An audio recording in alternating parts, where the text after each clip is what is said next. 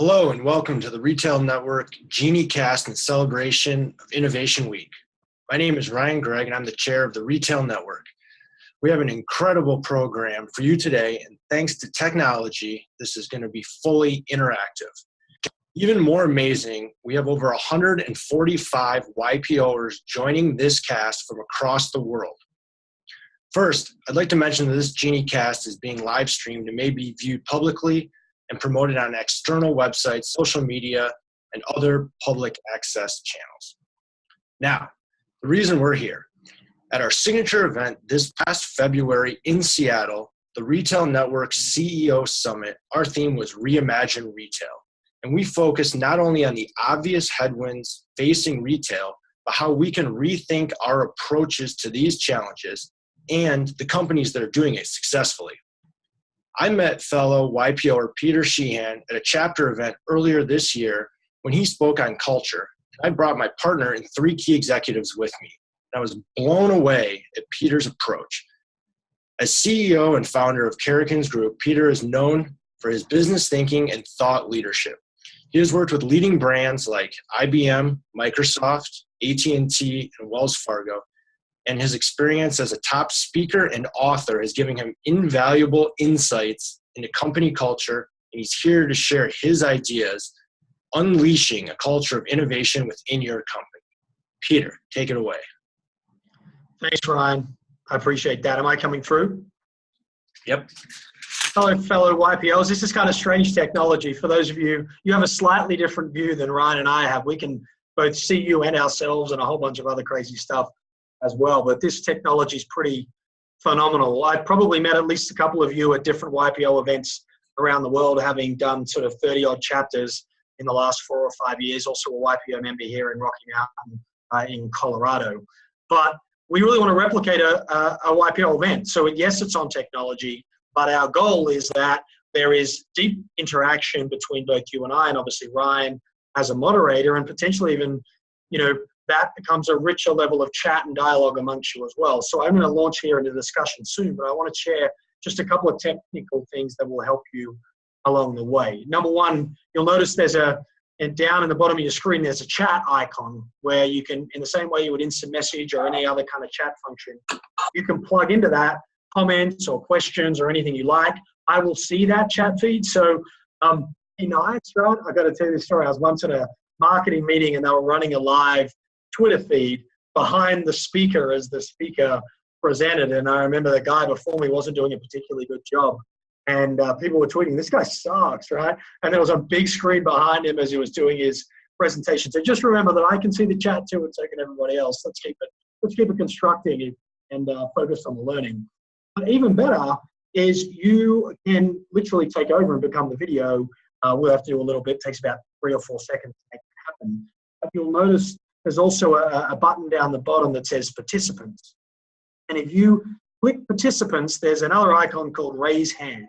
And so you can quite literally put your hand up like you would in a meeting or a forum environment and ask a question live. I'll see that, and so will the other 145 participants as well. So, hey, it's Innovation Week. I'm a little worried about the future of the speaking profession because this GenieCast thing seems pretty amazing right now. But, ask questions over chat or ask them live. That would be awesome. I think it'll be a much richer dialogue, a much richer discussion. I spent a bunch of time preparing for today. I'm not a retailer. I run a professional service firm. We have a lot of retail clients, as we'll discover in today's conversation. But, I just kind of re-anchored myself in what's going on in the industry. And obviously here in the US, the macro environment is pretty good, but I know we have international members as well. And there's a great deal of uncertainty and volatility happening at a macro level. We're dealing with significant demographic change from the way millennials want to buy to the aging population to the role of bricks and mortar and online. And obviously the emergence of an omni-channel world is such a critical kind of shift and disruption that we face. And out of that, we're facing this online threat, right? I was looking at some data in preparation for today that suggested that 53% of all online retail traffic and all online retail transactions in the US is dominated by one player, and obviously that's Amazon. And I've been in some YPO groups where they may have been called the devil before, but we'll have a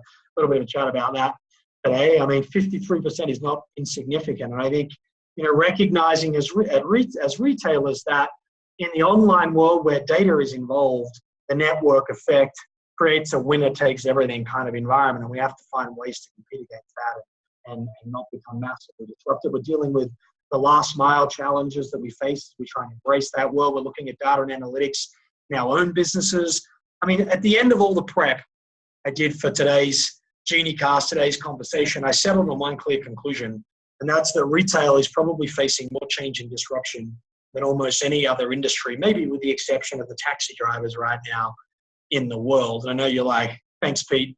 We really needed a session to tell us that our world is being disrupted. I promise, Ryan, I won't focus our conversation on stuff that you and your fellow retail network members already are aware of, because you already know we're changing. But can I tell you, as an organization that has spent the last 15 years helping organizations go through and deal with change, I've only ever seen 3 responses to the kind of change and disruption that you're facing in the retail environment right now. Response number 1, lay in the corner, in the fetal position, sucking your thumb, making small mewing sounds and hoping all the change and disruption goes away, right? Now, hopefully none of you are doing that, and if you just signed up for a 90-minute, essentially high-tech webinar, you're probably not sucking your thumb and hoping it goes away, right? And there's a second response I've seen. And by the way, I've seen publicly traded companies where I would define their board and CEO response as this kind of laying in the corner piece. But there's a second response, which is, this is really what I want to hone in on. I want to break this kind of reality, hopefully for the members that are on the call here, the YPOs, is that I meet a lot of organizations and a lot of CEOs and presidents and COOs who are aware of the change that they are facing. They are aware of the disruption. And they nod their head in all the right spots, and they attend all the webinars, and they ask all the chat questions. But when they go back to running their business, they do it exactly the same way they did it before they jumped on the session or before they attended the YPO event, right? And we call this the passive-aggressive response to change. And if you're married, you're probably very familiar with passive-aggressive approach. It's when you're not in all the right places, but then you don't do any of the things you say you're going to do. And what we call that is awareness. We call that CEOs and executives and entrepreneurs who are aware of the disruption, but aren't yet accepting of it. And that's the third response, right? We see and thankfully find and help organizations move from awareness to acceptance and from acceptance into action, because acceptance is when you see the challenges and you acknowledge firsthand that it's not enough to talk about them anymore, but that we have to do something about them.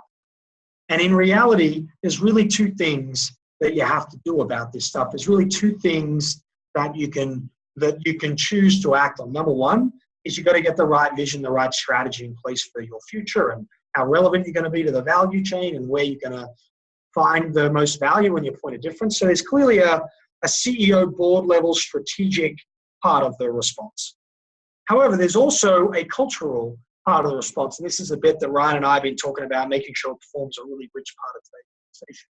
And that is that even if you as an executive, you as an entrepreneur, you as a CEO, president, COO, even if you recognize the change and you set a new strategy, if your staff keep showing up the same way they've always shown up, if they're not seeking opportunities to innovate and find ways to kind of evolve your organization, then all the strategy and all the vision is not worth a pinch of anything, right? It just becomes merely potential on a page.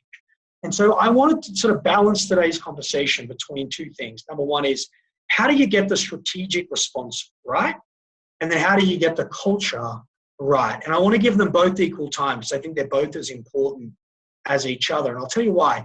We're not just going to talk about culture. We're going to talk about leadership culture, not just team culture, like the board culture, the entrepreneurial culture, because in our experience, it doesn't matter how well you execute the wrong strategy.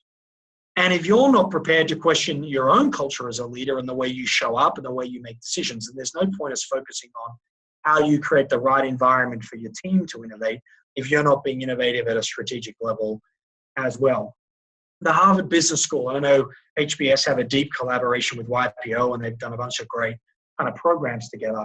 Harvard Business School did a meta-analysis of organizations who had responded actively to disruption. So they weren't in the suck their thumb category. They had moved out of the passive-aggressive acceptance awareness into the acceptance and action space and begun to do real things, and found that in 70% of the cases, 70% of the cases, that the response of the executive, the strategic response, actually destroyed value rather than created value.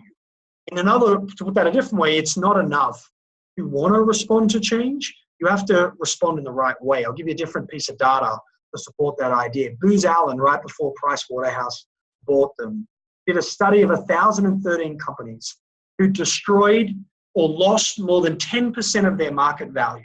Now, they focused heavily on publicly traded companies, but I know there was some private enterprise in that as well, where there was an easy ability to value those companies. And they found that the companies that had lost more than 10% of their value relative to their peers did so or lost it because of what they call quote unquote strategic risk. And to put that in layman's terms, executives who saw change and disruption on the horizon and made very bad assumptions about what that change and disruption really meant. And that's my world. That's what we spend our time doing. So let me share with you a couple of examples from some of the research we've done of in history where people have made really bad decisions. Then I want to relate it to you in retail and in the current reality. About 10 years ago at Carrickens Group, my firm, we set off to a project for the media industry. And 10 years ago, media were facing the level of change and disruption that retail are facing right now. And the good news is many of the big media players are still in existence. They've got a different business. They monetize their content in new ways. But I can tell you 10 years ago, if you were to go to all the big media companies, all the big television companies, all the big newspaper companies, they were feeling like you're feeling right now. So I use this example because it's encouraging, given the kind of threats that we face in retail. Anyway, long story short, we were working for a company called News Corporation, and we're working for the board, and they were asking us to go back and study the difference between good strategic responses and bad strategic responses in the face of change and disruption. We went all the way back and we studied, for instance, the City of London in 1901. And you can imagine how much the world was changing at the turn of that century. And the Mayor of London, Joe Dimsdale, had hosted a 3-day ideation session on strategic planning for the City of London. He didn't call it strategic planning, but that's basically what it was. And at the end of 3 days, they were creating a strategic plan for 1925, just out of interest. Any of my YPO colleagues here like a 25-year planning horizon? That would be nice, right? And anyway, they were planning for 25 years in the face of massive disruption, which in 1901 in the City of London, England, was population growth. And at the end of their 3 days, they settled on 3 issues that they believed the City of London would need to be ready for. Number 1, transportation. They estimated, wait for it, that the City of London would need 1 million new horses to get people around by 1925.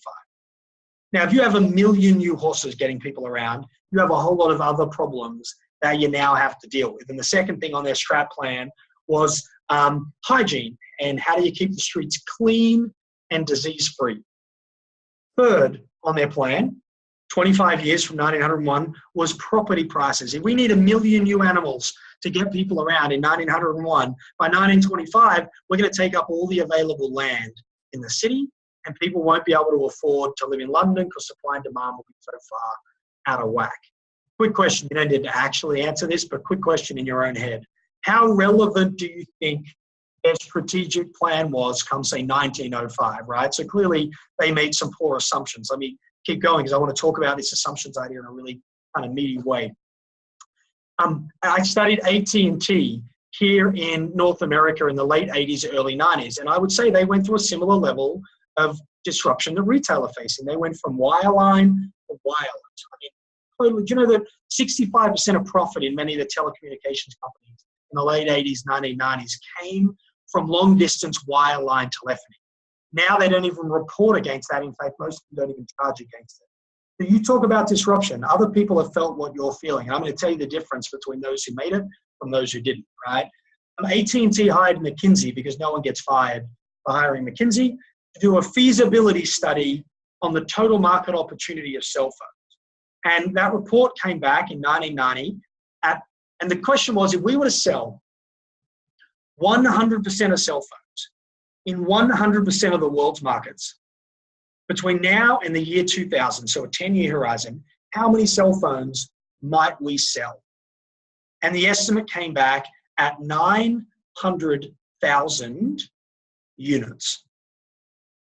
Now, just to give you some context about how wrong their strategic decision-making framework was at the time. Now, thankfully, they were agile enough to move quickly, but they spent about $13 billion of shareholder money doing it back then in the entity that was there. Now they're a much more innovative and agile company. I love that business actually today.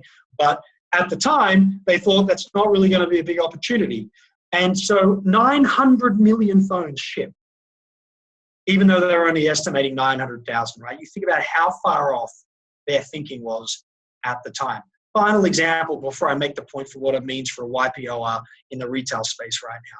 We were asked to present the findings of this research for all the major media companies in the world. These are companies who were making their money at the time, controlling the distribution of audio, video, and print content.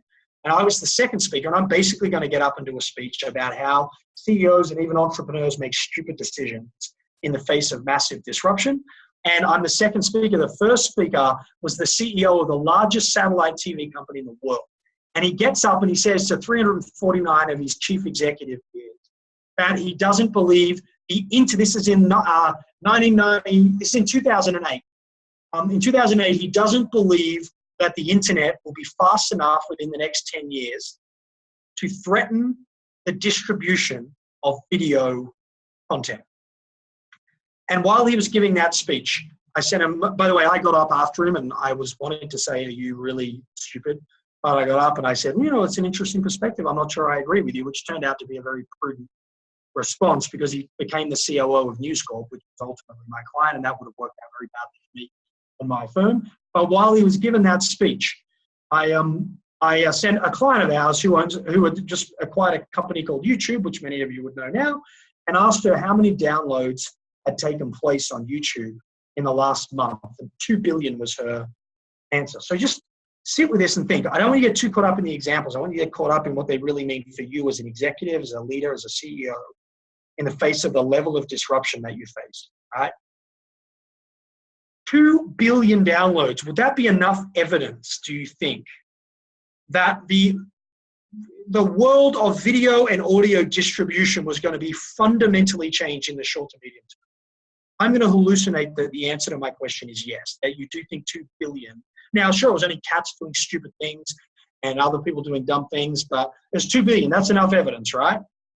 In the late 80s, early 90s, were there telephones, wireless telephones, cell phones? Yeah, it totally was. I mean, they were the size of a check-in piece of luggage, right? And you had to roll them around. But there was already the signs on the periphery of the industry that telephony was going to go wireless. And you might not know this, but in 1901, when the mayor of London estimated he needed 1 million new horses to get people around, there were already 78,000 cars on the road.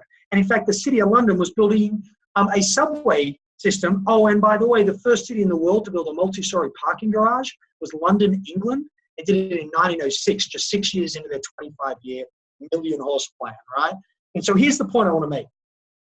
The single most critical difference between organizations that not only survive disruption, but thrive on the market that eventually emerges out the other end is the quality of the assumptions they make about what is changing, how important it is for them to respond, so acceptance versus awareness, and getting the timing of their response right. If you look at some of the data, I did a bunch of researching and we did a bunch of financial analytics, as well as just stealing everybody else's in preparation for today. And the data showing the acceleration of bankruptcies in retail, showing the acceleration of store closures in retail right now, tells me from the outside objectively that we are about to hit a tipping point. So for instance, according to Bloomberg, they estimate a 5 times increase in targeted locations for closure in retail in North America right now. And I get that international YPO is on the call as well. I'm just giving you the US numbers here, right? That tells me we're about to hit a real acceleration in the rate of change. And I say, the reason I'm spending so much time on this up front is because it's critically important, because you won't do anything I say about innovation and culture after this webinar if you haven't accepted in your head the need to start to innovate yourself and to invest and take new risks, right? The two things we learned when we did that research for News Corp for the media industry, when we studied telecommunications and all these other industries that have had the experience that retail is going through right now. The two things we learned were this. Number one, nothing ever changes in industry that nobody predicted. That the ultimate business models, that the channels to market, that the competitive threats that ultimately redrew the lines in an industry had been there for many, many years before they gained enough momentum or gained enough critical mass to really have an impact, right? So for example, people tell me all the time, well, I don't know if that's true. What about the digital film business and Kodak, right, to use a cliche? Well, in 1976, Kodak invented the first digital camera. 24 years later, traditional film was still rising in its year-on-year sales. In fact, the year 2000 was the peak. And by 2008, we all know where Kodak was, right? People say, well, hang on, maybe not Kodak, maybe it's Uber. Uber's a different example. They came out of nowhere. They've only been around for like 3 or 4 years. No, Uber turns 12 this October, right? And it existed as a potential disruptive force on the periphery of that industry. Airbnb, another great example for the hotel industry, existed on the periphery of the industry for a period of time before it gained critical mass. And the problem was not whether people could see the possibility of the threat. It's that they were unwilling to believe that it would ever migrate to the mainstream. And that's the second thing that we learned. It's that the reason people make bad decisions is not that they failed to see what was around them, but because change is actually really slow until it's not. And that we found this pattern of these periphery disruptors that were just chipping away at the edge of the industry, not really killing us, maybe affecting margins a little bit, some competitive threat, but we were surviving, we were, taking some cost out of the business, investing a little less in innovation, maybe protecting our margin, slow, and then boom, they hit a tipping point. They hit critical mass. And when they hit critical mass, everything started to change, right? And so let me draw for you why I think it's so important right now that YPOers and other retail execs around the world really start to go from awareness to acceptance and start to put innovation and risk back into their strategies in a really beefy way. Let me just share, I'm going to share my screen here. Give me 1 second. I'm going to show you why I think this stuff matters.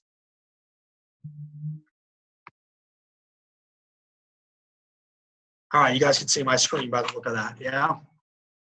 Just clean this up. So basically, traditional industries follow a fairly standard J-curve of maturity.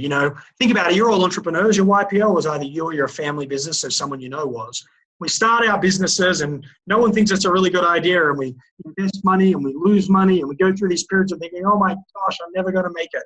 And then we gain some momentum and all of a sudden we turn a profit and we prove out our business model and our margins start increasing and we scale faster than we ever thought possible, at which point we start seeing ourselves as like total heroes and entrepreneurial gods, right?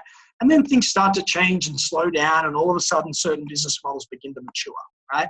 Unfortunately, most businesses wait until they're on the maturity down cycle before they begin to reinvest in innovation. And as a result of that, they lose significant market share or momentum or margin for then proving out their next version of the business. What I would like to encourage you as YPOers to do is to start earlier, is to begin taking intelligent, controlled risks with how you go to market, with the partnerships you form, with the channels that you embrace, with the business models that you support, with the operating models that you use, with the kind of products and services that you develop, right? Because you're not going to get, no one gets it right to begin with. We have to go back through the learning curve again. But hopefully by the time we're through the learning curve and the traditional model has started to mature, we've got the new proven tested models for the future, yeah? That we've begun to create solutions, that we've begun to create models for what the world is going to look like as opposed to what the world used to look like. And so I'm going to hit pause here for a second. I've been talking for 20 minutes, right? But it's the most important thing that I could possibly have presented to you today. I'm going to talk about how you turn the levers of culture and turn the screws of behavior and change the way people show up. But I want to make sure we're not missing this critical piece. This piece that if you're not willing to accept the need to disrupt yourself, if you're not willing to accept the need to start innovating, if you're not willing to accept the need to evolve your business, then you run the same risk of these more mature businesses that eventually lose their relevance, lose their market share, lose their momentum. And then assuming I can get you across that acceptance line, I'm going to give you some really specific strategies for taking risk, picking where you're going to take risk, and creating a culture capable of taking risk, which is what you ultimately require to get to innovation. But let's stop for 1 second in case there's some live questions or some chat questions. And real quick summary before I give you the chance to do that. 1, the single biggest destruction of value during times of change and disruption is the quality of the assumptions that the executive, the entrepreneur makes. We have to begin to accept the truth about disruption. The sooner we can do that, the earlier we can start to test the models.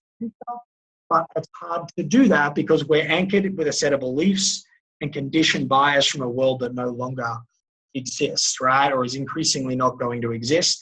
And that it's the trends and disruptors that we currently see on the periphery of our industry that are ultimately going to change our business. And we have to be ready for those. So I'm going to stop sharing my screen. I'm going to go here to the chat questions. I think we've got a chat question just popped up here as well. No chats yet. Oh, cool. Thanks. Ryan's just pointing out that no one's asked a question. Serious question though for the crowd. Are there any, while we have this point of pause, because in case you haven't figured out, I can speak at this pace for about 7 days. Any comments or question about this strategic risk piece? I'm going to give you a couple of seconds in case there are.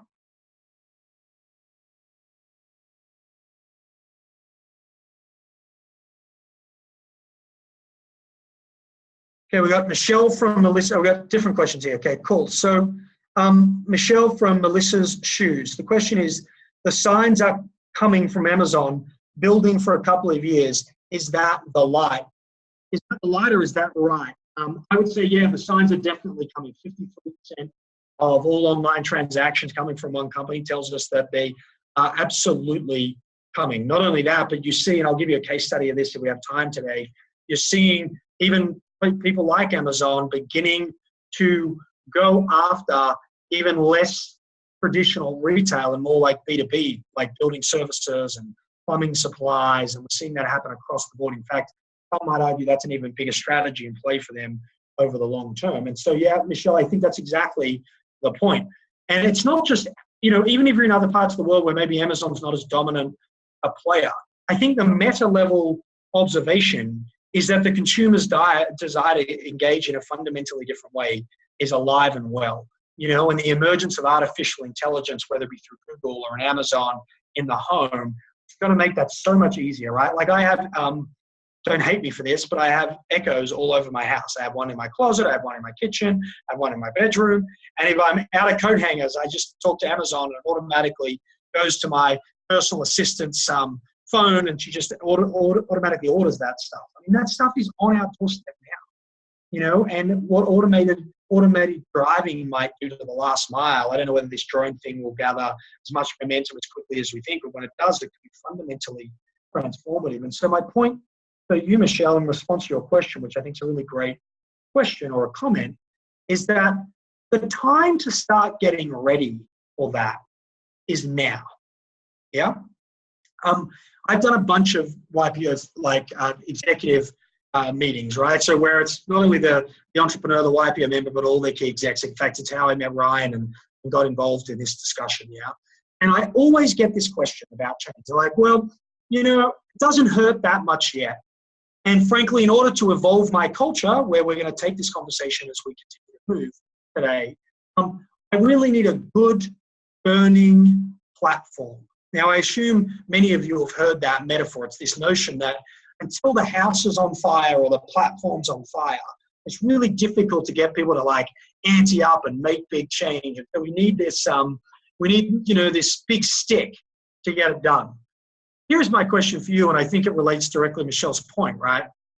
Which is, would you rather begin to transform your business and begin to invest in innovation and begin to discover new business models and operating models to scale? Would you prefer to do it when the house is on fire, when your momentum is slow, your investors are losing trust, your clients are exiting, your staff are disengaged. That's a burning platform, right? And trust me, when a business is on fire, that's what that feels like. Would you rather lead a transformation and begin to unleash innovation in that environment? Or would you rather do it in an environment where your momentum was good, your investors were patient, your clients still believed, and your customers were still engaging with you in the ways that you understood, and your staff were engaged? When would you rather lead a journey of transformation? I mean, it's a no-brainer, right? We'd rather be in the latter.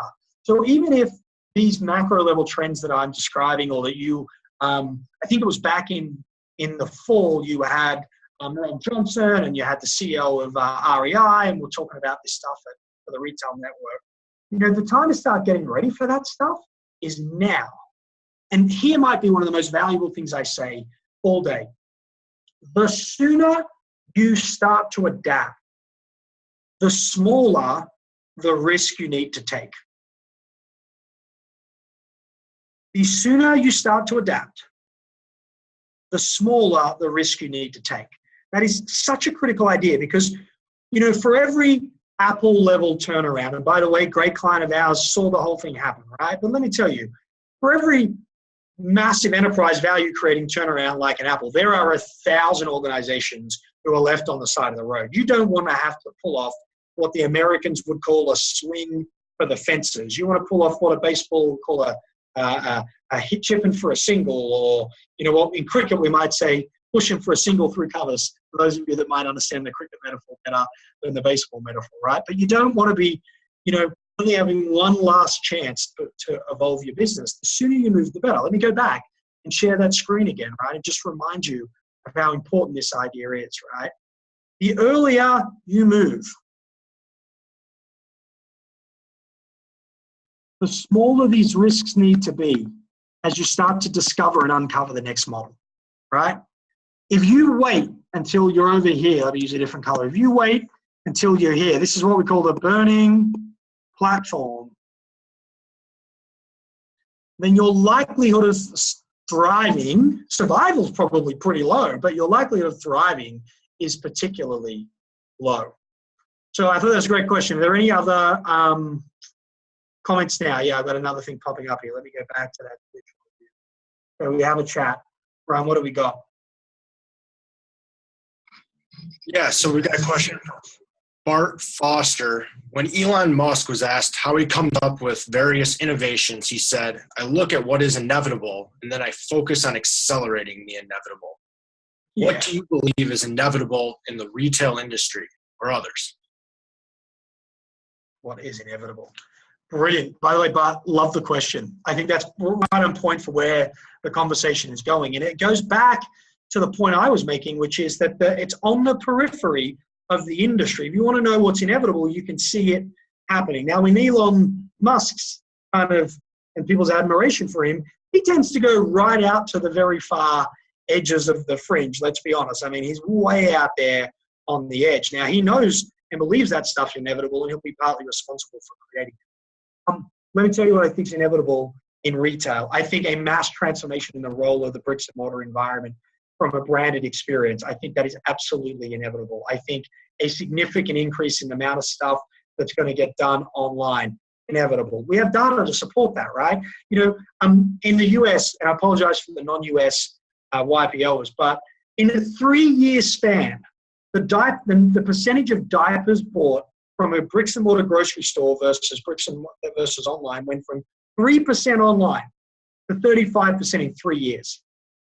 Razors are going in exactly the same direction now, right? You're seeing things like Jack Threads and, you know, subscription-based fashion products. You're seeing this with beauty products. I think this shift towards a much more direct consumer model is inevitable. I don't think, however, that means the death of the bricks and mortar model. In fact, one of the examples that we might think about is, let's look at Burberry as a case study of a retail that's done very well, turning themselves around in the last 6 or 7 years. They're challenged right now with the Asia luxury market, but so are a lot of us, right? You're in that space. But let me give an example. When Angela Arendt took over from, took over CEO of Burberry, she just left Donna Karan in New York. She was asked the question by a Wall Street analyst. As a CEO of a retailer, she was a logical question. They asked her, who is your number one competitor? And I think they thought she was going to say Louis Vuitton or Coach or maybe even Gucci or something like that. And she said, no, I believe our biggest competitor is Burberry online. She said, it's the fact that if you're willing to wait 4 to 6 weeks, you can get what I'm selling in store online for 25% less than I'm selling it for in store. And here's the critical question in response to Bart's piece, right? And my point that I think this is inevitable, right? Is that she said that we want to stick to the bricks and mortar strategy, and we want to do so because we believe in the value of bricks and mortar from a brand perspective. However, if we're going to stick with bricks and mortar as one of our channels, not their only channel, one of our channels, she said, that the in-store experience must be at least 25% of the underlying value of the product. Just think about that for a second. If I can buy it for 25% less online, and you want to stick to bricks and mortar and have a bifurcated pricing strategy, then you better make the experience of being in store worth at least 25% of the value of the product. And let me pause for a second. For those of you facing significant competition, maybe you're in a more traditional environment, not so big and sophisticated as Burberry, but you have competitors who are competing directly with you on price and undercutting you. In order to buy from you at a price delta, then buying from you better be worth at least whatever the delta is. Otherwise, what's the point, right? And this is the thing is we all bitch about price competition. Well, what price competition forces us to do is either find leaner operating models and drive greater volume, and I'll come back and I'll give you a better understanding of that in a second, or to differentiate our product in such a substantial way that we justify the difference, which is what Burberry set out to do. And if you haven't seen the Burberry, I've actually got a picture of this. If you haven't seen the Burberry flagship store, let me give you an example of what this came to look like. I mean, it was such a beautiful environment. Let me share my screen again. All right, see if this works. Boom. Perfect. All right, you got it. So that's the Burberry flagship store in London, England, and it's on Regent Street, right? And if you've never been there, it's definitely worth a visit, and it's tax deductible because you're in the retail network, right? Don't say I said that. That wasn't professional advice. However, it's one of the best examples of Bart, what I think is going to be inevitable, and that's this blending of these different tech platforms, right? And so what Angela Arendt set out to do at Burberry was, she said, I'm not going to try and shoehorn my bricks and mortar business model into the online world. She said, I'm losing to online, so something good must be happening there. I'm going to shoehorn online into bricks and mortar. And she said, I want walking in, listen to this statement, it's genius. She said, I want walking into my store to feel like walking into my website. Because the research actually tells us that the issue that we face with online competition isn't just price. It's actually that there's convenience and reduction in friction and more choice and more availability and the ability to shop around and more transparency. The research tells us there's a lot more than just price, right? And so she said, I want walking into my store to feel like walking in to a website. And so first thing they did is put near-field communications technology at the entrance. So if you're wearing a Burberry garment and you got the NFC tag in there, which about 90% of their garments have, they know as you walk in the store. If you've got geolocation enabled on their app, on your phone, she knows you're walking in the store. So as you head in there, she automatically sends a ping message up to the CRM system that sends a message down to all the handheld iPads of everyone in the store in real time. Everything you bought from Burberry in your life. If you're in Sao Paulo the week before and you bought an umbrella, it's going to be on there. She goes one step further. They've begun to scrape, check this out, they've begun to scrape the Twitter feed and the Pinterest feed of their core members and the target segments within that membership. And by the way, Burberry has these days now a greater penetration of millennial customers than even Coca-Cola does on social media. So it's been a stunning success, right? They scrape their Pinterest feed, their Twitter feed, and everything they've bought from Burberry in the past, compare it to people like them, who post like them and tweet like them, pin like them and tweet like them, and begin to make recommendations based on their current range of things you might like. But they don't want to recommend something they can't sell. So they cross-reference the CRM recommendations with the ERP system And they only recommend those things which they have in store or available to ship to you in 24 hours to wherever you happen to be, your hotel, your home, or whatever. They go one step further. If the GenieCast guys, can you guys go back to my slide? Thanks. If you have a look carefully at the image on, I think, screen right, you guys, you'll see that big 60-foot screen in the middle of the Burberry environment. That screen shows catwalk footage of Burberry shows and music videos and celebrities wearing their clothes. But you know what? The footage changes based on the cumulative buying history of everyone who's in the store in that moment and the current weather in London, because they want to make sure they're showing the right images to the right buyers in the right way. One more thing, and we keep that slide up for one more second. You'll see all the mirrors sort of spattered throughout the outsides of the store. Sorry, the inside, but the upper and lower level of the store, right, within the horseshoe. Those mirrors, many of them double as flat screen televisions as well.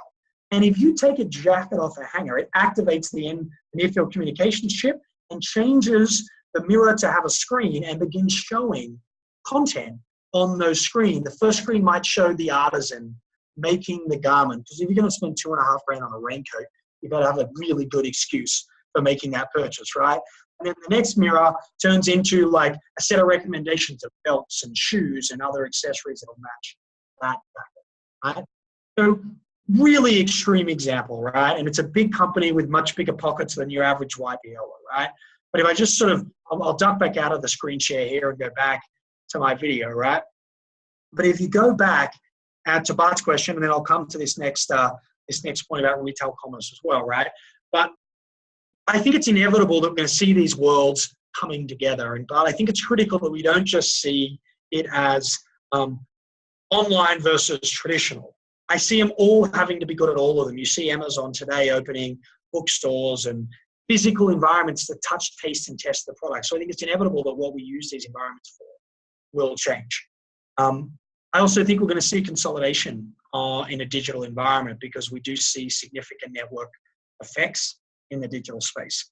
Anyway, that was a long answer to your question, but it was a case study I wanted to share anyway. So I feel like, Bart, your question was a good trigger. Let me go back to this next question that has been asked by Sunny, I think. Retail commerce is being affected the most. Great opportunity in being an operator. Rents will go down. If you are smart about adapting the adoption of technology and robotics combined with international human capital that beams in the robots, you can minimize staff costs. You will thrive. Love it. So, for those of you that aren't at the end of the value chain and you're in the operator space, same piece, right? Which is, if automation and robotics and artificial intelligence is going to affect how and what we do, then why wouldn't you start getting on the cutting edge of that stuff right now? Because if price pressure continues from the retail end, from the pull base of the value chain, then you're going to be under pressure to compete on price, even though you want a point of difference, no matter what. So I agree with Sunny in the need to start embracing that technology. That's a good point, though. I have been really focused on the retail and consumer end of the value chain. This idea of seeing disruption and responding early matters all the way through to sort of, fabric manufacturer. Maybe you're sort of exploring opportunities in Africa now for production as cost base in China and even Vietnam and Cambodia starts to rise. Like, same deal. It's about moving towards the disruption and accepting it earlier. And the earlier you move, the smaller the risk. But we're going to hit pause again. That seems to be the most of the big questions around strategy. Ryan, have you got any comments that you want to make before I maybe move this conversation towards the culture piece in a more meaningful way? Yeah, I think that's really the question, is now that we've set the stage for the issues and maybe how you would go about addressing them, there's this idea of execution, right? And it's more than just one guy having the right idea, which sounds like a big enough challenge.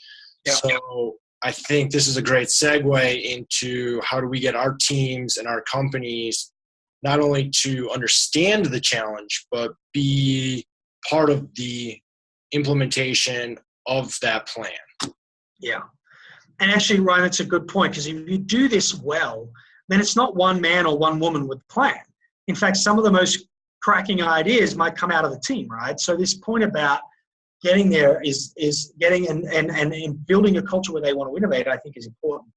I think there's, let's say that there's 3 critical pieces to doing this right. And by the way, for the YPO was on the cast right now, I have got a thorough PowerPoint deck that has all the notes and all the slides and all the examples I've been sharing that I'll make sure, Ryan, we get out to the retail network. So I know I've moved quickly and I've been speaking fast. I'm going to make sure you get a kind of written version of this so you can just sink your teeth into it, and maybe one of the action items after this cast is to get out there and talk to your own teams about what's going on. So assuming that you got your assumptions right and you're moving early, because I can't tell you how important it is, that matters more than anything. If the CEO and the entrepreneur is not on that journey, the rest of this stuff doesn't matter, right? There's 3 things you got to get right. Number 1 is deep clarity as to how you intend to win. Because if you go to your teams and go, right, I want a culture of innovation right now, and I want you coming up with new ideas, but you don't give them any direction as to where you want those ideas to come up with and what value they're ultimately supposed to serve, then in my experience, 2 things happen.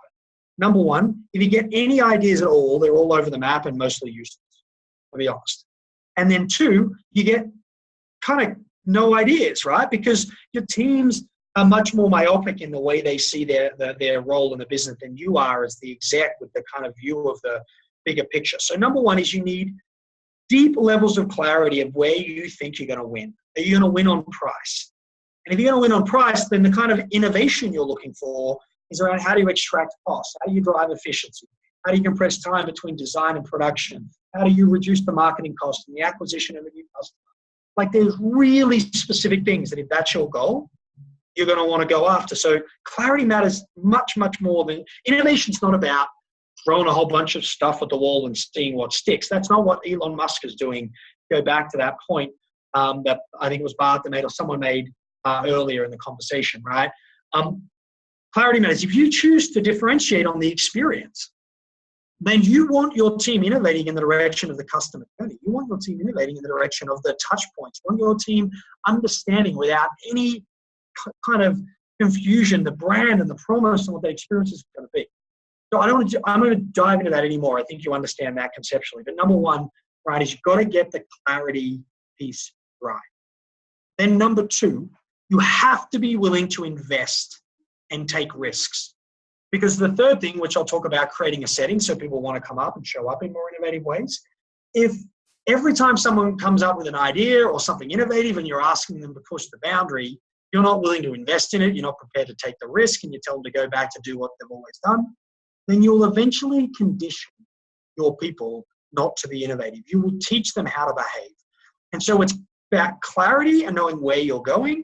And then number 2, having the appetite to make investment. And let me tell you, it's not a priority, and you're not taking a risk if it's not in the strategy, a core priority in the organization, and you're putting time, effort, and capital behind it. If you're not putting those 3 things around it, you're not real. You're like not serious about this stuff, right? So clarity and capacity is what we call that. Clarity and willingness to invest and a willingness to prioritize these things. But then, and this is where we're going to spend the rest of our time, then you want the energy and the responsibility of driving value and innovation to go and be bigger than just you.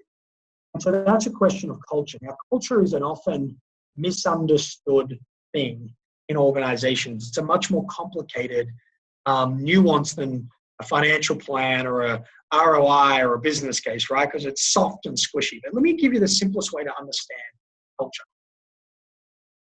Have you ever been to Las Vegas or somewhere like it and begun to behave in ways that you would never otherwise behave in any other environment in your life? You did things, you drank things, you did things that you would never do anywhere else, right? And it was only by virtue of the fact that you're in Las Vegas. Let me give you a different example. Have you ever showed up at a sporting event and begun to behave in a way at that sporting event that you or ate food and yelled and screamed and acted in ways that you would never behave at or like at home? And if you did, it's because you changed the setting. You're in a different, what we call social context. And in an organization, the social context is ultimately what we call the culture. It's this soft, invisible, well, people think it's invisible and think it's soft thing that sort of tells people how they should and shouldn't behave, tells people what they can and can't do, tells people whether they should or should not innovate, take risks or not take risks, push back against leadership, not push back against leadership, put the customer first or put the business first. These are all ultimately things that manifest in the social context. And too often, executives believe and entrepreneurs believe that these things happen organically. It's not true. Cultures do, in fact, evolve organically, but they don't have to. You can be extremely intentional. And if you want a culture of innovation in the direction of differentiating on brand or cost or breadth of service offering or whatever your choice is for the strategy, then you as the entrepreneur have the ability to intentionally go after that stuff. And there are 5 key drivers, 5 things that influence the decision-making of the individuals in your organization that you have the ability to mess with. Like you can turn a screw here and there, you can pull a lever and change the way they show up. So I'm going to go to that. I'm going to go to those 5 drivers and I'm going to put them on your screen. So while I talk to them, you have a really clear understanding of what I'm getting at and what I'm talking about. Back to share my screen. Desktop. Yeah. All right. So these are the 5 things a YPOer and the categories of things the YPOer can do to begin to influence the culture of his or her organization, right? The first thing they can do is mess with the objective drivers of decision making. Now, let me tell you why I keep using the word decision making. Because you and the exec team set a strategy to win on brand, set a strategy to win on cost, whatever it looks like. It only takes about 5 of you to make that decision. But depending on the size of your organization, it might take 500 or 5,000 people to make a different decision on any given day to align behind that strategy, right? And that's what culture is really about, is creating an environment where people can make decisions that are aligned to the strategy, that they can begin to act in ways that will manifest the promise implicit in that strategy. So by definition, it is about what drives their decision-making to show up. Because the promise of competing on cost is easy to make. It's a whole other thing to get your team on board and delivering, right? So these are why I keep using the word decision drivers. And the first one is objective. I'm going to move really quickly through 1, 2, 3, and 4. And I'm going to spend a solid half an hour on this call talking about number 5, right? So number 1, objective. Objective drivers are when the individual employee shows up to work with a very clear understanding of the connection between effort and reward, of the connection between behavior and consequence, right? So a commission structure on a sales quota is an objective driver of decision making, right? That is, if I hit my quota, I will make money. There's a direct consequence. There's a clear carrot at the end. Or if I commit this crime, I will go to prison. If I miss my numbers, I will get fired. A direct stick relationship. And that's what we call the objective driver. And so the first thing you have the option of doing when trying to change decision making is to use explicit incentives and disincentives. One of my clients is in the technology space, and they're trying to evolve the focus of their sales organization from on-premise installation to cloud-based installation. And they had all the solutions developed, and they were doing all the sales enablement work. But the incentives, check this out, the salesperson would still make more money selling an on-premise solution than they would make selling a cloud-based solution. And for some reason, they wondered why no one was changing and why the culture was promoting on-premise. And they would say things to us when we were partnering with them. Oh, our culture's adverse to change. They're resistant to change. And we went, well, what if you change the incentive? And they hyper-incented cloud-based installation.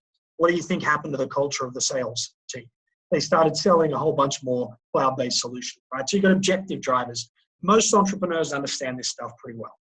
The emotional driver is an interesting one, and you'll see, I'm going to move through these 3 quickly because you'll see them all present in the 5th one, the social one. But emotional driver is when we do things because of what it says about us to do them, right? So let me give you an example of if we're talking about a culture of innovation, of how the emotional driver would show up.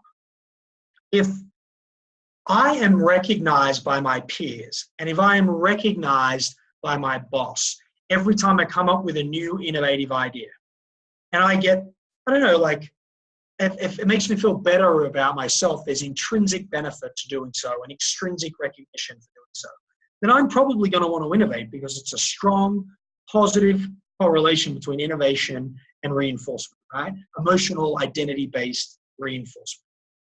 However, if I'm showing up in your work environment, and let's say I try and do something innovative and I fail, it costs money, I invest in something that doesn't work, I don't meet the promises of this risky new venture that I pitched to my entrepreneur or CEO, then there's a pretty good chance that I might get humiliated in front of my peers, or that I might get a, quote unquote, spanking from my boss, right? Or I might get called out in a meeting.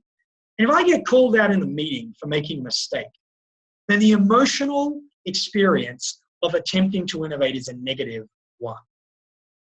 And it's highly unlikely I'm going to show up and be prepared to take a risk again and make a mistake again, because the shame and the humiliation attached to that is going to make me sort of disincented at an emotional level to do the same. So that's an emotional driver, is how is identity? If you really don't understand emotional drivers, I'll make this dead simple for you. If you've ever bought an item of clothing or a pair of shoes or a set of golf clubs or an automobile, a car, that was more expensive than a readily available substitute, then you did it because of what it said about you. You bought into the brand because of what it said about you. You bought the golf clubs because you're like, I want to look good while I'm on the golf course. You bought the fast car because you thought it made you look powerful. You bought the beautiful shoes because you thought you deserved to look elegant and sophisticated, right? That's an emotional thing. Retail knows how to do this. You've been building brands for decades, right?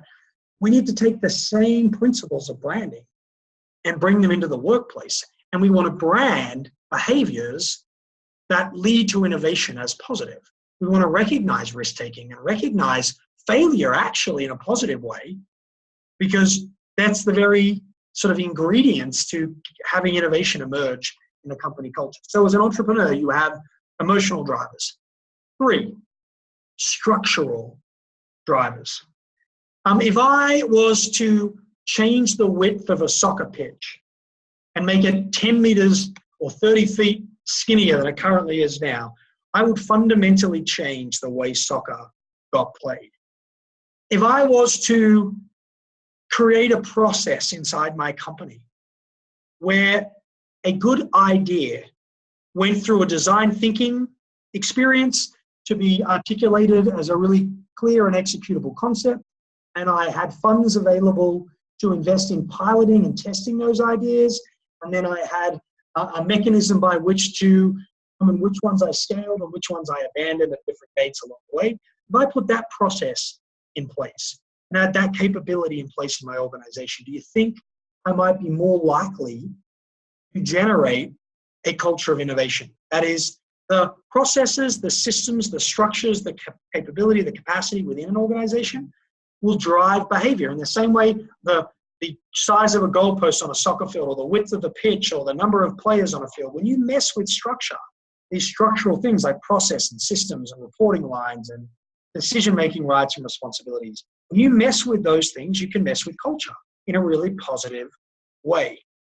Actually, one of the great examples from retail in the production side is the Zara fast fashion system. So I assume at this point most YPOs are familiar with Inditex and Zara and the fast fashion system. If you're not, you should totally take a look. And I might use it as an example again before we're done today. But Zara got famous on building a process with supporting systems and got profitable with building structure and reporting lines and collaboration within its organization that compressed the time between design, concept, and production. And in fact, as some of you know, famously, they can now do it within sometimes as short a period as 14 days, right? They can go from idea to in-store in 14 days. Mind-blowing across one of the largest retail footprints in the world, partly because they're vertically integrated. 87% of all their production gets done in that same area of Spain where Inditex is based. However, what's interesting is they have designed the environment for speed to be part of it. They have created systems, structural reporting lines, processes that facilitate speed. So no one would say that Zara doesn't have a culture of speed or a culture of agility. But what most people don't realize is that culture emerged because of process and system and structure, as well as some other things that we'll talk about, right? So that's your third driver, all right? So you're trying to create a culture of innovation. Number one, what's the objective? What's the cause, consequence, incentive, disincentive? Two, what's the emotion attached to the behavior? Do I want to, and will I be emotionally supported and recognized for innovating or not? And if I'm not, then culture of innovation won't emerge. If I am, it will. Structural, do you have processes, systems, technology, platforms, workflows to support innovation? The fourth is habit. Now, this is less something that you do and more something that you break. The vast majority of your staff show up every given day and do basically the same thing they did the day before. You already have a conditioned set of behaviors which may or may not be innovative inside your organization. And if you do, and they're not supporting innovation, you're going to need to break those behaviors. You're going to need to break the pattern. And if you don't believe me how conditioned we can get, think about this as a simple example. Have you ever driven home from work, arrived home, and not being able to remember the last 10 minutes of the drive? I'm going to hallucinate, but the answer is yeah, we can all remember a time like that. So think about that. You got into a metal box, driving at 100 kilometers, 60 miles an hour. A death trap, basically, with people driving at exactly the same speed on the other side of the road towards you. And the only thing separating you was a couple of lines and some unwritten or once written down rule that says you're not meant to cross over. And you weren't even conscious for the experience. I mean, that gives you a sense of how strong habituation and conditioning can be in our lives. And so if you don't have a cultural attribute right now, like speed, agility, innovation, openness to change, whatever cultural attribute you want to intentionally create, you have to go and break the old behaviors that don't support the new ones, right? And so you have to interrupt them. I'll give you a retail example. We do a lot of work in the diamond industry, and so we do a lot of work with independent jewelers, and we do a lot of work with companies like De Beers and at the early stages of that value, right? And one of the challenges for the independent jewelry retailers is to move away from the 4 C's as a mechanism to differentiate products. Think about this, right? So this is a really great retail example.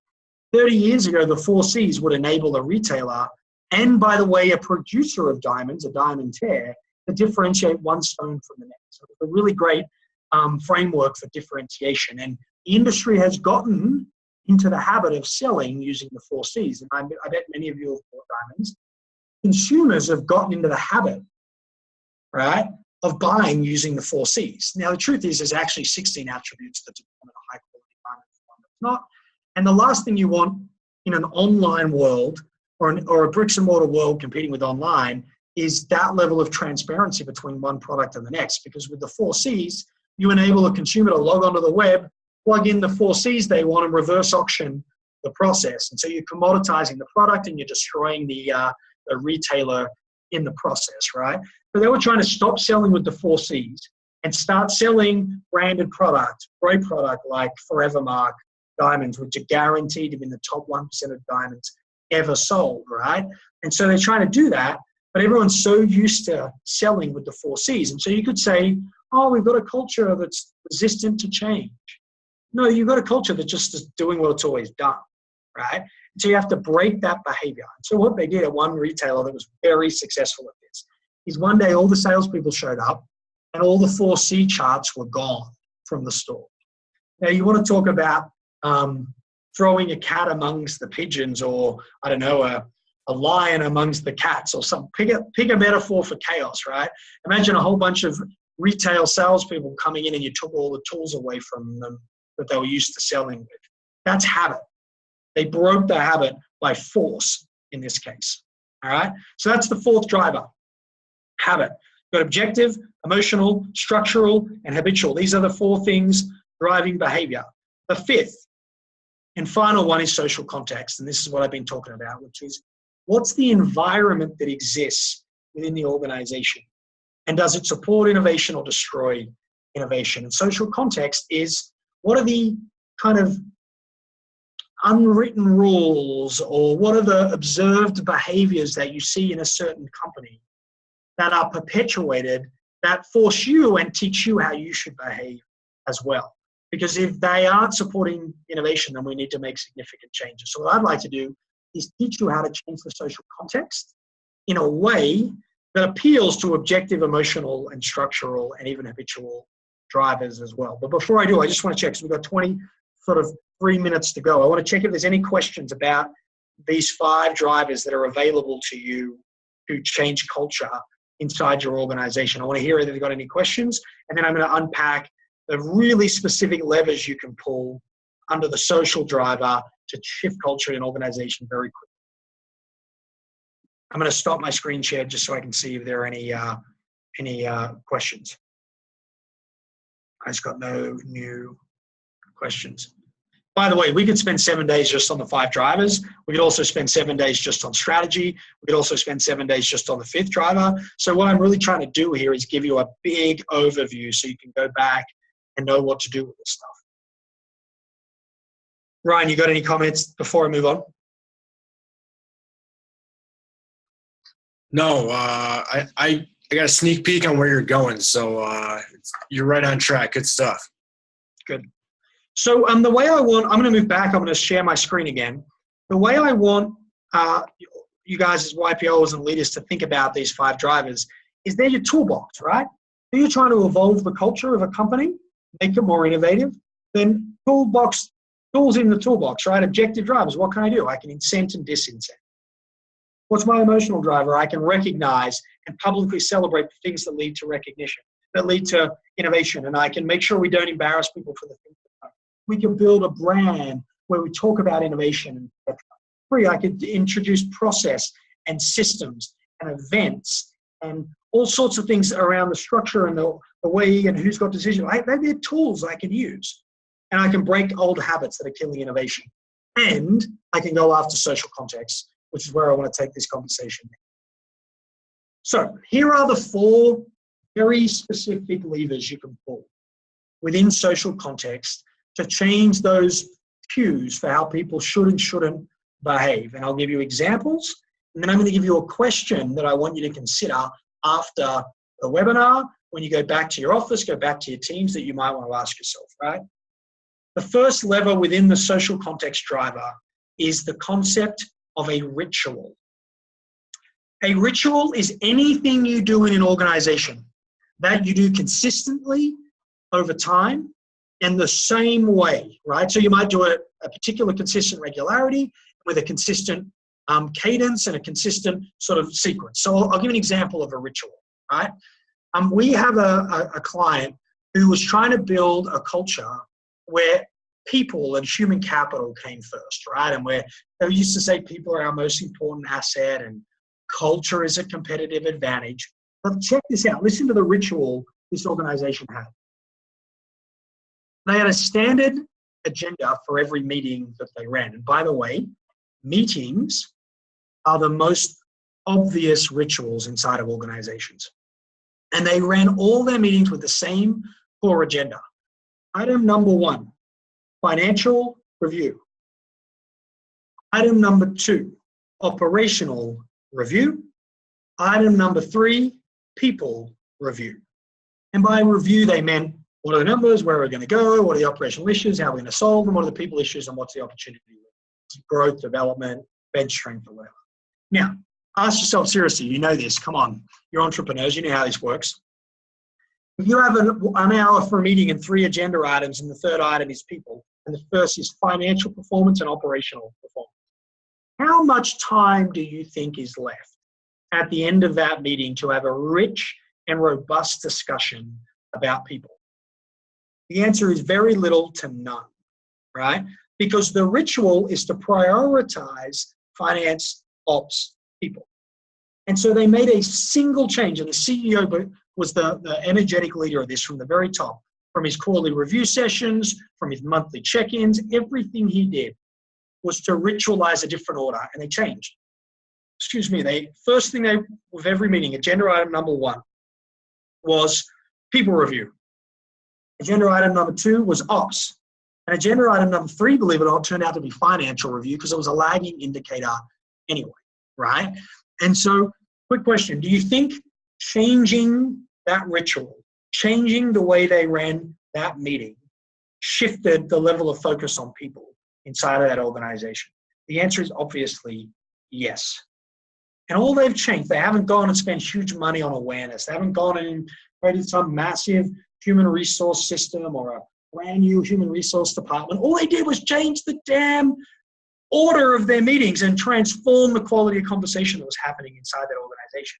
And sent a message to every manager and every supervisor in that company, the big company, every single one of them, that people come first, not just in our rhetoric and in our language, but they come first in our rituals and what we care about as well. And we're going to have real conversations and make real decisions about it. Give you a different example about innovation. Let's talk about the culture of innovation.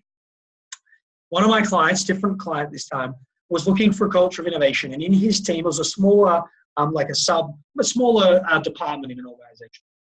And he had embedded the ritual of celebrating success at his weekly meeting because he believed, it's going to blow your mind, he believed what you would think intuitively to be true, that if he celebrated success and innovation, he would get more innovation and success.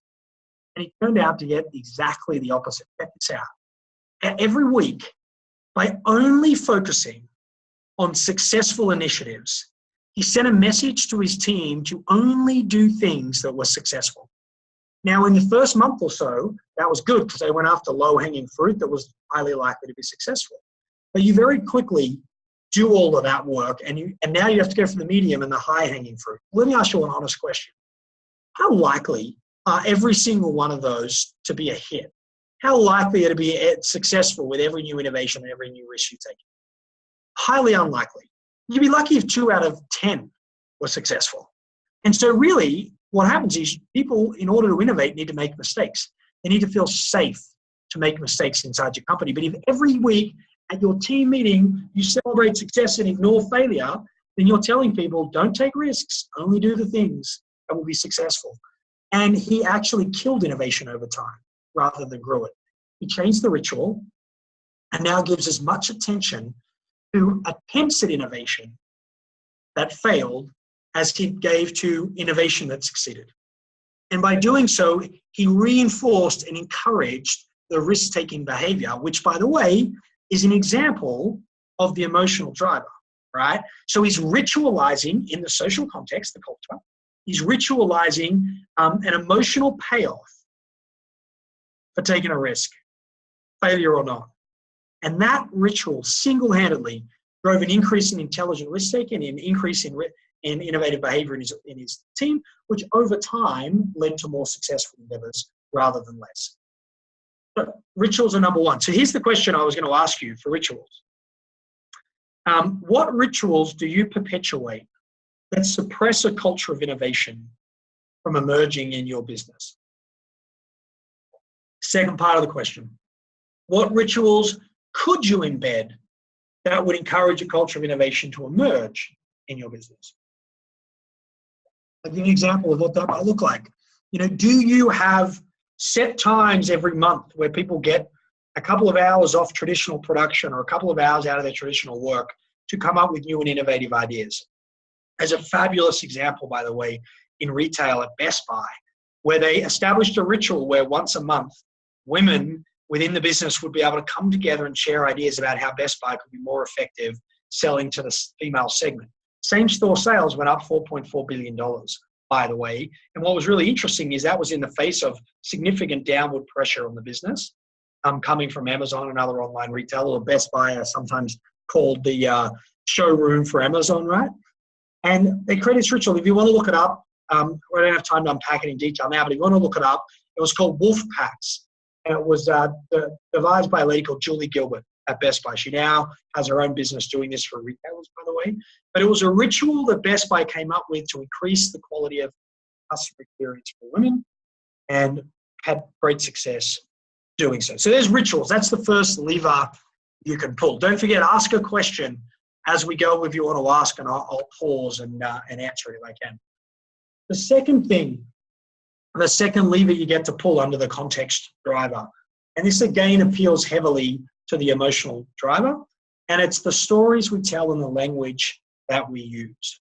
So for example, let's imagine at Friday afternoon drinks. You constantly tell stories of people that screw up inside your organization, or you tell stories about people who years ago screwed up. And you're like, oh my gosh, remember that Jimmy guy? He had that e-commerce idea and he like asked us to set up a little e-commerce department and it never worked. Oh my God, he got fired. Thank God for that, right? If you tell that story in an unstructured, innocent way in your organization, what you don't realize is you telling that story sends the message to everybody else in the business that you don't want to be Jimmy. You don't want to be taking risks like that, right?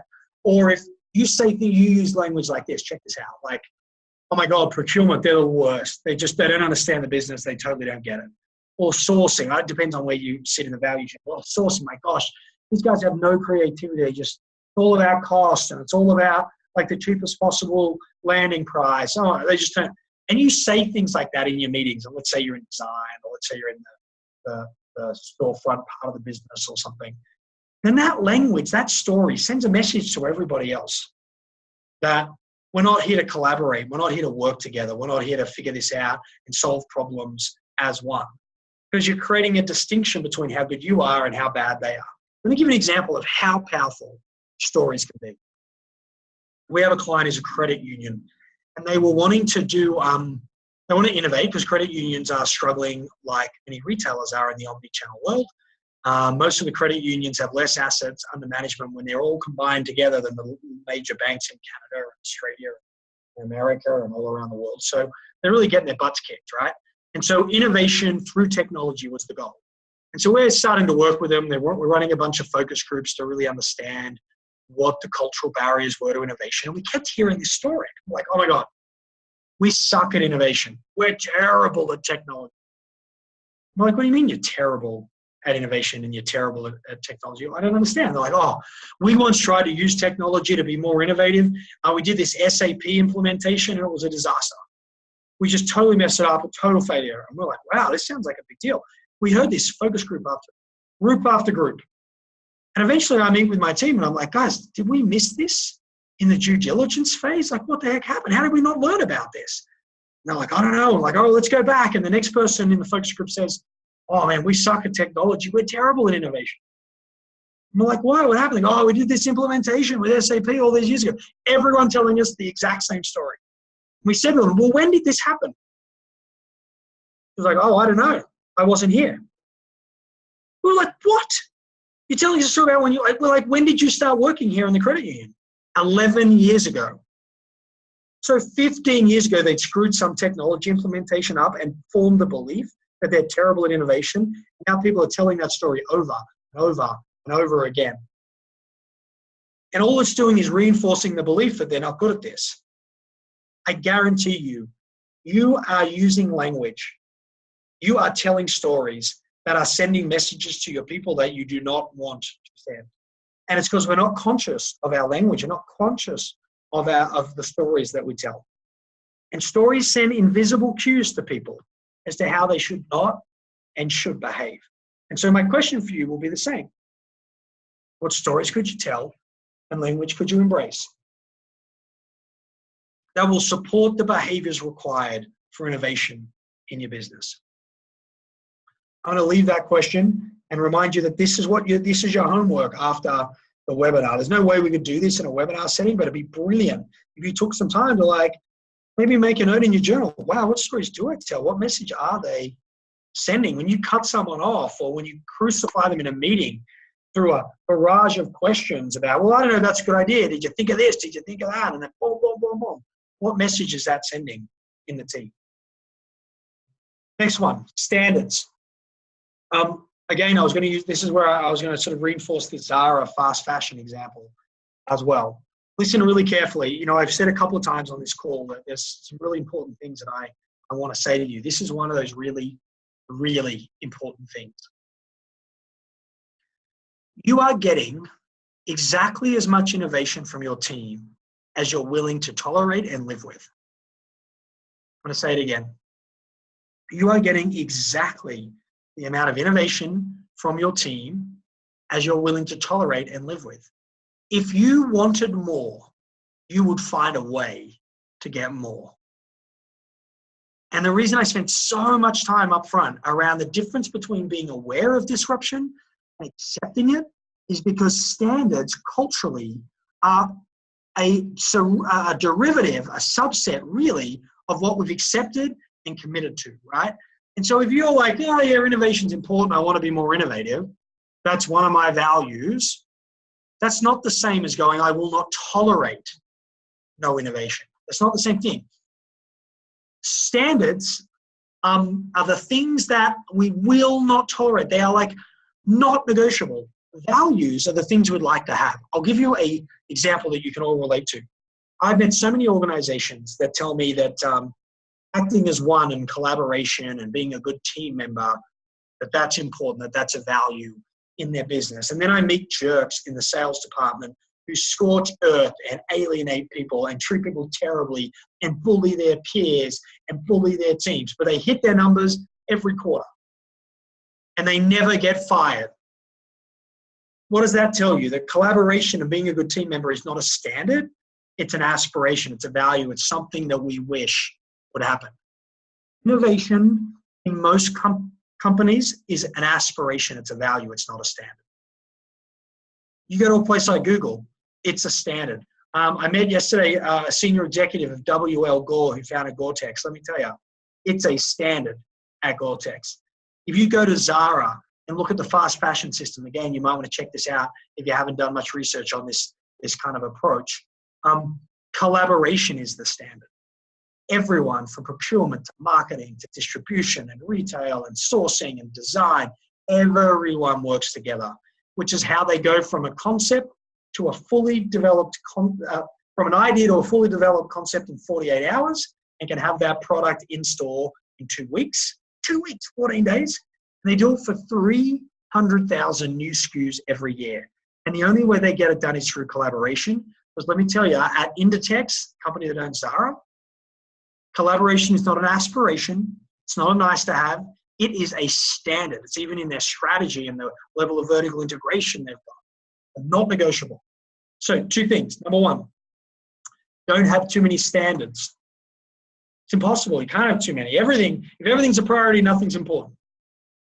But if you want a culture of innovation, then innovation has to become a standard. That it's unacceptable for people to do things the same way they've always done them. It's unacceptable when someone's bitching about a problem, they don't fix it. It's unacceptable that when a process creates friction and slows things down, that we don't find a new one. That's unacceptable. If innovation was a standard.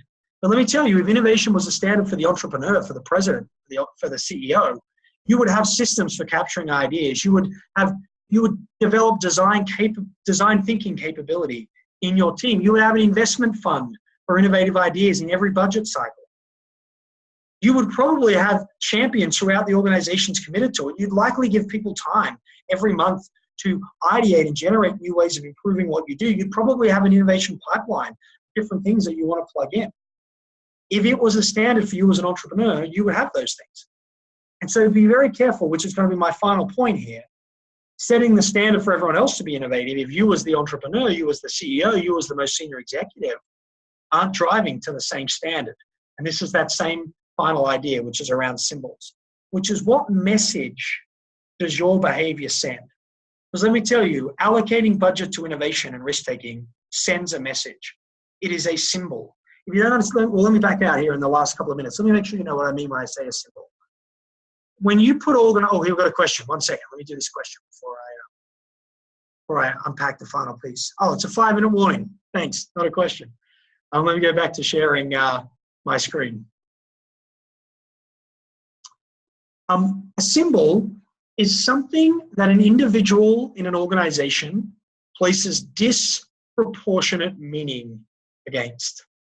For example, we had a client that was trying to develop a culture of trust. So innovation was not their goal.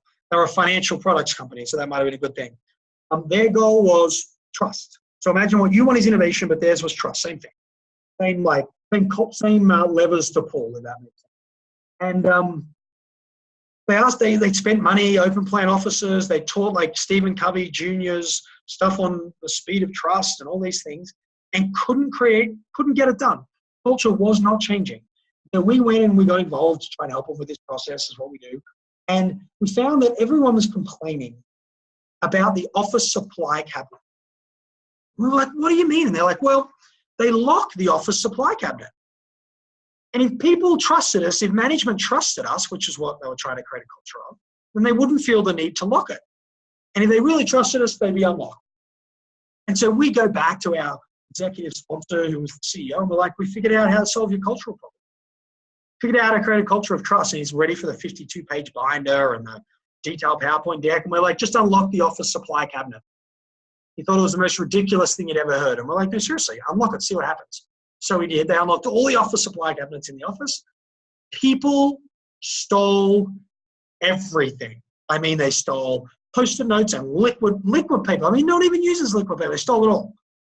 And we get called in for a meeting. He's like, oh my God, people stole everything. And I'm like, yeah, that's because you don't have a culture of trust. Fill it back up. They filled it back up. Gone. We get called in for a special meeting with the CFO this time. Did you know how much money we spent on this stuff?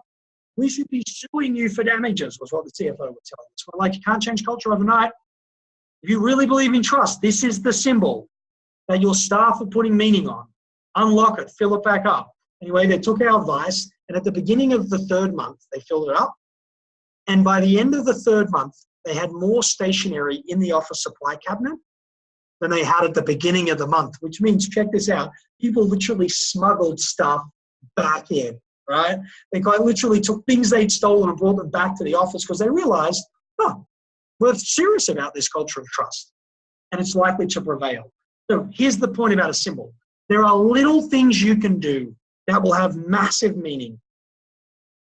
Things like what you pay attention to and what you celebrate. Things like what you recognize and don't recognize in meetings. Things like where and what you don't set budget on. If you had, as the entrepreneur, as the CEO, as the biggest, you are the biggest symbol in the organization. If you care about innovation, start coming up with some innovative ideas and funding them. Lead the day, lead the ideation sessions, show your team that you are dead serious about this culture. Because let me tell you, when your team's looking for indications on how they should and shouldn't behave, your behavior is what they go to. You are the biggest message that you can send. So let's back out. I've got, 60 seconds, Ryan, left to sum this up and get us done right on time out of respect for our YPO colleagues. Number one, talking about a culture of innovation will mean nothing if you're not really willing to accept the level of disruption you face and the need for you to start investing seriously now in whatever the next wave is going to be. And innovation is a big part of that, right? That the truth will set you free. That the things on the periphery are the ones that are going to go mainstream. And the sooner we start dealing with them, the better, because the smaller the risks we can take. And that you understand that clarity is the first step to building a culture of innovation, so people know in what direction you want them to innovate. Two, that capacity has to be created, time, money, capability to get this stuff done. And that three, you have 5 drivers that you can influence about how people behave. Their objective, the emotional, the structural, the habitual, and the social context. And within social context are the rituals you perpetuate, the stories you tell, and the language you use. There is the standards you set. Is this really something you're prepared to not tolerate not having? And then the symbols and the messages you send through your own behavior. You go after those 4 levers and even just rough things on the other 4 drivers, and you will be able to intentionally create a culture which emerges the behaviors that lead to innovation. And that's my final point. Culture is not an accident. It's not organic. There is really specific ways to get it done, and I've given you a really good sense of what the categories are and some really specific tactics in one of the categories as part of today's conversation. I will send you the full deck. I'll make sure Ryan gets that onto the network. I'm a YPOer, which means by definition, I'm happy to answer any questions that you want to ask me. Send me an email, connect on LinkedIn. Ryan, can you make sure the gang gets my email address? And then finally, if we can help you in any way, let us know as well. I'm more than happy to engage in that conversation too. So Ryan, I'm going to hand back over to you and say thank you very much for having me. That's an hour and a half. I hope it was useful. Absolutely. That was fantastic. And if you think Peter's high energy in video, you should see him in person. So we'll send out the info. We appreciate everyone's time. I think we're a minute over, so we'll wrap it up. And thank you for participating in the Retail Network's Innovation Week event 2017.